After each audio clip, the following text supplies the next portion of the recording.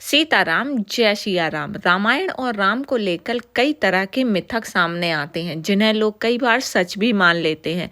जैसे कि कुछ लोगों का मानना है कि राम की बड़ी बहन थी, सीता रावण की बेटी थी, और ऐसे ही कई बातें हैं जो कि मिथक हैं और जिन्हें लोग सच मानते हैं। तो उन्हीं पर हम आज चर्चा करने वाले हैं।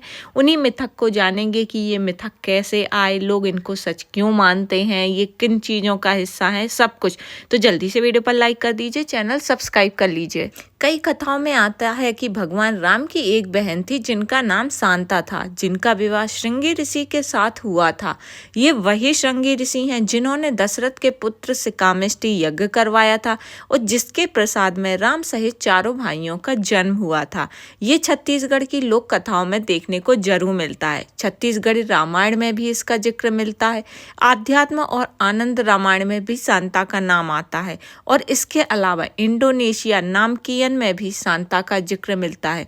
हालांकि वाल्मीकि रामायण या तुलसीदास जी की रामचरितमानस में शांता का जिक्र कहीं भी नहीं आया है। इस कारण भगवान राम की बहन को ज्यादातर विद्वानों ने एक काल्पनिक पात्र ही माना है। इसके अलावा बहुत सी कहानियों में ये भी आता है कि सीता रावण की बेटी थी जिसका उसने त्याग किया था। कुछ कहानियां ऐसी भी हैं कि रावण ने कई ऋषियों को मारकर उनके खून से घड़ा भर लिया। तब एक ऋषि ने उसे श्राप दे दिया कि इस रक्त से एक कन्या का जन्म होगा जो तेरी मौत का कारण बनेगी। तब रावण ने उस घड़े को लंका से काफी दूर मिथिला के पास खेत में गाड़ दिया था, जहां से जनक को सीता जी मिली थी। वाल्मीकि रामायण और रामचरितमानस दोनों में ही ऐसी किसी घटना का जिक्र नहीं है और इन दोनों ही ग्रंथों में सीता जी को देवी लक्ष्मी का अवतार माना गया है और इन्हीं सीता जी को वेदों में कृषि की देवी भी कहा गया है। और इसी के साथ ही दक्षिण भारत में और उत्तर पूर्व के राज्यों में कुछ लोक कथाओं में यही देखने को मिलता है। इसलिए यह पूर्णतः मिथक है कि सीता जी रावण की एक बेटी थी। यह पूर्णतः मिथक है, लेकिन कुछ लोग कहानियों में इसे सच मानते हैं। इसके अलावा हनुमान जी के बारे में भी एक मिथक का प्रचलन काफी सुनने को मिलता है, जिसमें बताया गया कि हनुमान जी का एक पुत्र था। दरअसल हमारे देश में दो तरह की विचारधाराएं चलती हैं, एक है उत्तर भारतीय, दूसरा दक्षिण भारतीय। उत्तर भारतीय ग्रंथों में जैसे कि वाल्मीकि रामायण और रामचरितमानस जैसे ग्रंथों में भगवान हनुमान जी को ब्रह्मचारी माना गया है।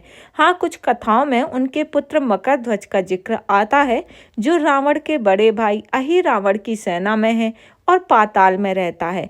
हनुमान जी के इस पुत्र का जन्म की कथा लंका दहन के प्रसंग से जुड़ी हुई है।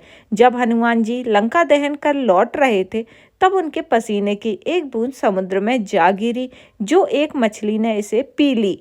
इसी से वो गर्भवती हो गई और एक पुत्र का जन्म हुआ जिसका जो हनुमान जी का पुत्र माना जाता है, जिसका नाम मकरध्वज रखा गया। इसके साथ ही दक्षिण भारत के कई मंदिरों में भगवान हनुमान जी की पूजा उनकी पत्नी के साथ की जाती है। यहाँ सूर्य की पुत्री सुलोचना यानी कि उनकी पत्नी मानी जाती है। अगस्त्य संहिता नामक एक ग्रंथ में इसका उल्लेख मिलता है। इसके मुताबिक भगवान हनुमान जी ने सूर्य को अपना गुरु बनाया था और कुछ विधाएं हासिल करने के लिए हनुमान जी का विवाहित होना जरूरी था, लेकिन हनुमान जी अपना ब्रह्मचर्य नहीं तोड़ना चाहते थे।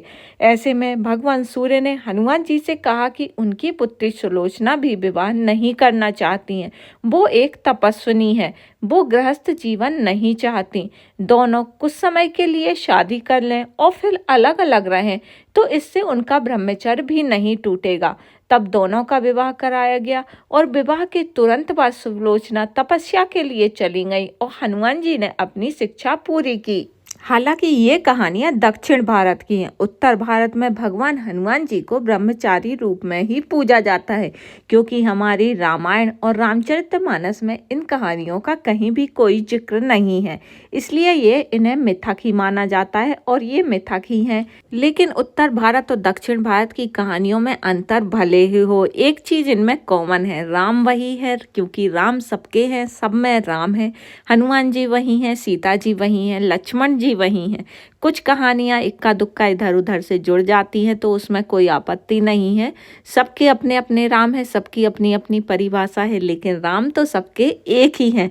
तो बोलिए कमेंट बॉक्स में जय श्री राम और राम का नाम लेते रहें, क्योंकि राम नाम में ही मोक्ष की प्राप्ति है और मोक्ष ही राम है। तो कमेंट बॉक्स में जय श्री राम लिखिए और वीडियो पर लाइक कीजिए, चैनल सब्सक्राइब कर लीजिए।